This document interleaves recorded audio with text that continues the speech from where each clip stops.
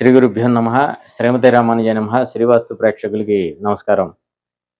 మనం నూతన గృహం నిర్మాణం చేసేటప్పుడు ఖచ్చితంగా గృహానికి సంబంధించి మనం ఫస్ట్ నుంచి చాలా వీడియోలో చెప్తూనే ఉన్నాం.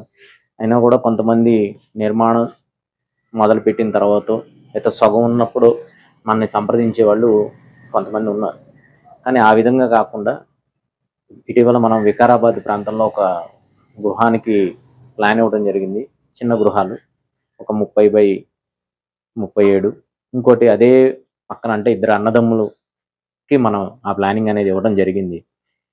సో పూర్తిగా ఆ గృహానికి సంబంధించి ప్లానింగు, ముగ్గు పోయటం, మార్కింగు, అంటే అంత చిన్న గృహాలు. ఇంకోటి 17x37 ఉంది కాబట్టి రెండిటికి చక్కగా ఆయం అన్నీ కట్టి మార్కింగ్ కూడా చేసి గృహ నిర్మాణం అనేది మొదలు పెట్టడం జరిగింది. కాబట్టి ఎవరన్నా కానీ గృహ నిర్మాణం చెయ్యాలి అనుకున్న వాళ్ళు మొదటగా వాస్తుపరంగా సంప్రదించి తద్వారా ముందుకెళ్ళటం అనేది మంచి పద్ధతి.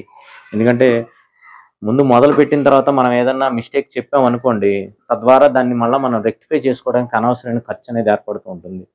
సో శాస్త్రపరంగా ముందు సంప్రదించిన తర్వాత ముందుకెళ్ళటం అనేది చాలా మంచిది. జై శ్రీమన్నారాయణ. వాస్తు సంబంధించి మరిన్ని విశేషాలు తెలుసుకోవడానికి, మీ ఇంటి ప్లానింగ్ మరియు వాస్తు సమస్యలు తెలుసుకోవడానికి మా ఛానల్ సబ్స్క్రైబ్ చేయండి, లైక్ చేయండి, అలాగే షేర్ చేయండి.